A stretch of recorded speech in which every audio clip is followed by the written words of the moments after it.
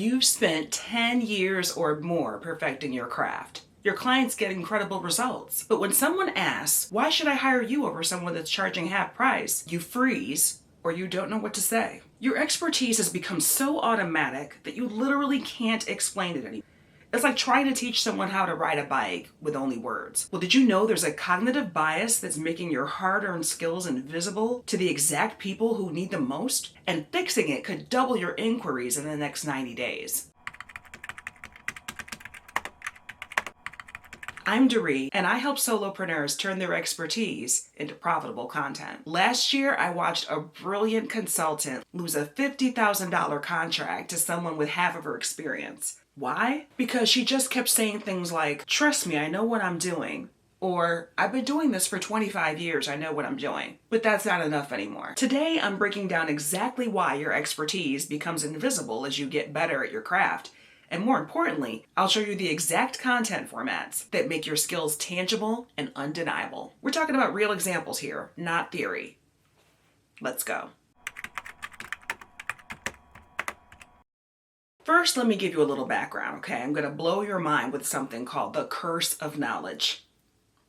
Yep, it's really a thing. It's a cognitive bias discovered by economists back in '89, and it's probably costing you thousands right now. Here's how it works. Once you know something, you literally cannot imagine not knowing it. Think about tying your shoes. Can you actually explain each micro movement to a 5-year-old? Probably not. Your hands just do it. The same thing happens with your professional expertise. After years of practice, your brain creates shortcuts.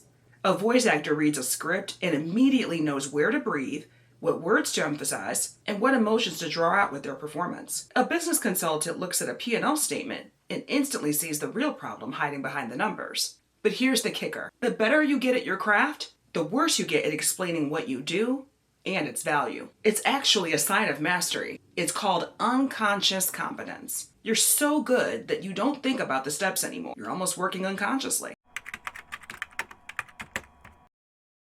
When you can't explain your expertise, you default to generic descriptions like, I'm a business consultant.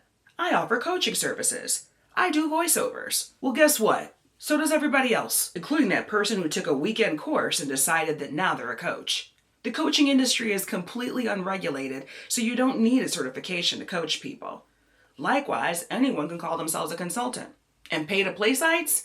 Yeah, they make it really easy to say that you're a voice actor faster than ever before. The market is flooded with beginners who look exactly like you on paper. Your LinkedIn profile lists your certifications? That's good, but theirs do too. Your website promises results. So does theirs. Without tangible proof of your unique approach, prospects will compare you based on what they have left, the only difference that they can see.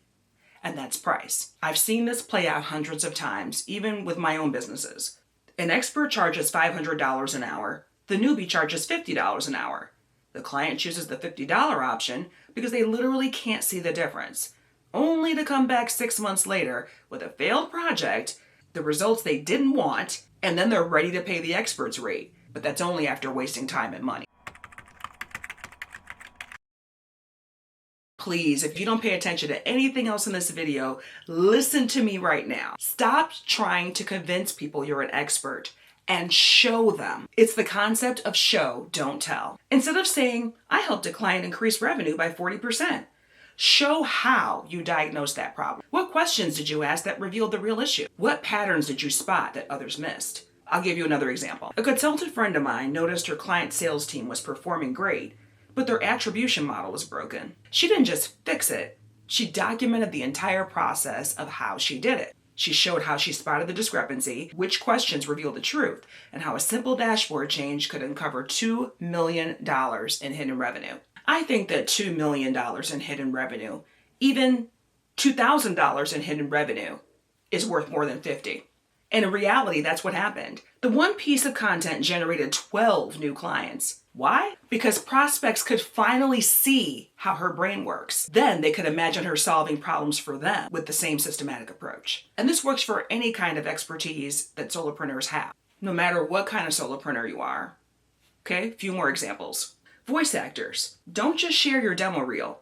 Record the same script 5 different ways and then explain the emotional target for each version. Coaches, Don't just share testimonials from past clients. Describe an exact moment when you asked the question that created a breakthrough. All right, now I'm going to give you 5 specific content formats that make expertise tangible, starting with my favorite, diagnostic tools. So number 1, you can create an assessment that demonstrates your thinking. For example, a voice coach could create a voice brand alignment quiz that helps businesses identify gaps between their brand personality and their current voice talent. Number 2, BTS. Share your behind the scenes content. Peel back the curtain and record yourself actually doing the work. Share your marked up scripts, your analysis notes, your strategy documents. Yes, even the messy parts, even the mistakes. Because when you do this, it builds massive trust with your prospects and your audience, and they can see exactly what working with you looks like. 3, post about pattern recognition. After hundreds of projects, it's easy for you to see the patterns and mistakes that others miss. The executive who says they need time management help, but they really need boundaries. The business that thinks they have a sales problem, but it's actually a retention issue. Document these patterns publicly. Make mini case studies online. LinkedIn is great for this. And number 4, reveal your framework. Turn your internal processes into visual frameworks. That strategic priority matrix you use, share it. That diagnostic process that you follow, map it out publicly. These types of content can become lead magnets that prove your systematic approach. And then number 5, break down a client transformation. Don't just show the before and the after. We want to see the messy middle. What was your client's journey? What specific interventions created the change? What micro adjustments made the biggest difference? Hopefully I've sparked some ideas for you to bump up your content so you can become more visible. But none of these ideas or examples matter if you don't implement them. So here's exactly how you can get started this week. Pick your most common client challenge, the problem that you could solve in your sleep. Then create a piece of content that shows, not tells, how you solve it. For consultants, you could share a weekly diagnosis post. Just pick a business problem that you see repeatedly over and over, and then break down the warning signs, why it happens, common wrong solutions, and your approach. For coaches, you could share pivotal coaching moments. Describe a specific breakthrough moment, what you noticed that others would miss, and what questions unlock the resistance. For voice actors, do technique breakdowns. Explain the mechanics behind different voice qualities, or how you break down a script. How do you create warmth versus authority? And why would you make this choice?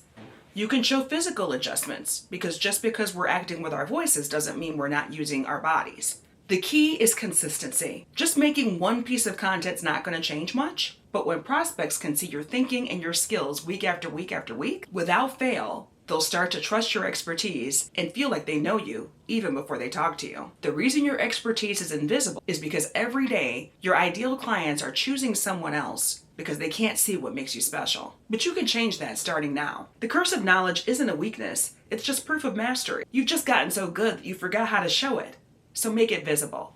Start by just picking one thing from this video, whether it's creating a diagnostic tool, sharing a pattern you've noticed, or breaking down your process or technique, and then start showing what you know instead of just talking about it. Before you go, watch this video next. YouTube thinks you'll like it.